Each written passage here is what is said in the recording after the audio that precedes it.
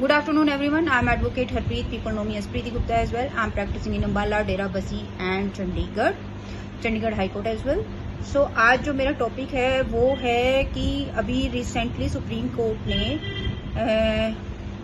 बाबा निरंजन प्रसाद versus M Rewati के case में बेगैमी के ऊपर एक जजमेंट दी है, जिसमें उन्होंने हस्बैंड और वाइफ दोनों को 6-6 महीने की सजा दी है। इसमें हुआ क्या था वो मैं थोड़ा सा आपको बता देती हूँ। इसमें हाई कोर्ट ने वाइफ जो कि डिवोर्स से पहले ही शादी कर लेती है और उसके सेकंड हस्बैंड दोनों को imprisonment till the rising of the court दी थी। तो यानी कि जब तक कोर्ट बैठी है तब तक उनकी सजा चलेगी। सुबह से लेके उनको शाम तक बिठाया गया कोर्ट के अंदर और शाम के बाद उनकी वो सजा खत्म हो गई। They are free now.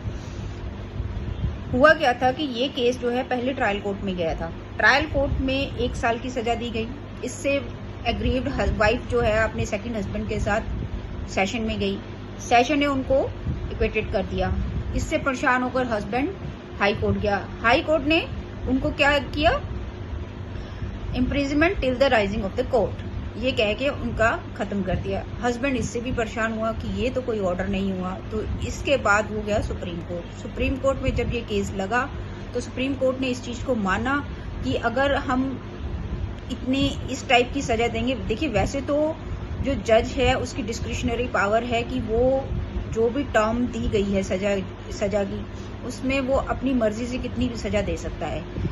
लेकिन अगर हम इस टाइप की सजा देंगे तो हम सोसाइटी को क्या मैसेज दे रहे हैं। तो सुप्रीम कोर्ट ने 2 केसों का हवाला दिया, स्टेट ऑफ पंजाब वर्सेस बाबा सिंह और मिथु नागर कोर्ट का 1945 का SCC ऑनलाइन मैट 29 का, इन दोनों केसेस का हवाला दिया और ये बोला कि यह बात ठीक है कि जो जजेस हैं, हाई कोर्ट है, वो अपनी डिस्क्रिशनरी पावर से आपको सजा दे सकती है, लेकिन ऐसी भी सजा नहीं दे सकते कि सोसाइटी में इस चीज का मैसेज चला जाए, अच्छा ठीक है दूसरी शादी कर ली तो क्या फर्क पड़ गया, सुबह से लेकर शाम तक की तो बिठाया, क्या फर्क पड़ गया। तो ऐसा मैसेज हमें सोसाइटी में नहीं देना है। तो सुप्रीम कोर्ट ने इस केस में जो वाइफ थी उसको और उसके हस्बैंड को दोनों को 6-6 महीने की सजा दी और फाइन भी लगाया। जब ये 6-6 महीने की सजा दी गई तो इस केस में ये भी पता लगा कि वाइफ को दूसरी शादी से बच्चा भी है जो एक साल या 1.5 साल का था। अब प्रॉब्लम ये थी कि अगर दोनों हस्बैंड वाइफ को जेल में भेज देते हैं तो बच्चे को कौन देखेगा। तो इसका भी सोल्यूशन सुप्रीम कोर्ट ने दिया। उसने क्या किया, फर्स्ट 6 मंथ के लिए सेकंड हस्बैंड था जो, उसको भेजा गया जेल में कि इसको ये जाएगा 6 महीने अपनी सजा काटेगा और जब ये वापस आ जाएगा उसके हफ्ते और 10 दिन के बीच में जो है वाइफ जेल जाएगी, अपने आप को सरेंडर करेगी और 6 महीने की अपनी सजा काट के आएगी।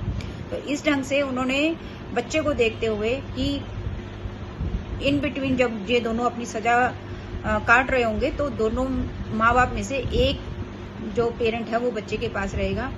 इस ढंग से जज साहब ने, सुप्रीम कोर्ट ने इस सजा को सुनाया। और मैं ये कहना चाहती हूँ कि ये सजा वाइफ को हुई जो डिवोर्स लिए बिना ही दूसरी शादी कर ली थी जिसने।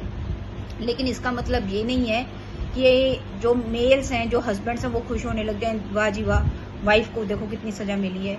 इस टाइप की जो जजमेंट्स होती हैं वो दोनों पार्टी पर लागू होती हैं। ऐसा कुछ नहीं है कि सिर्फ वाइफ को सजा हुई। आने वाले टाइम में इसी जजमेंट को ध्यान में रखते हुए हस्बैंड जो दूसरी शादी कर लेते हैं वाइफ के होते सोते तो और डिवोर्स के बिना, तो उनके ऊपर भी सेम ही कानून आएगा।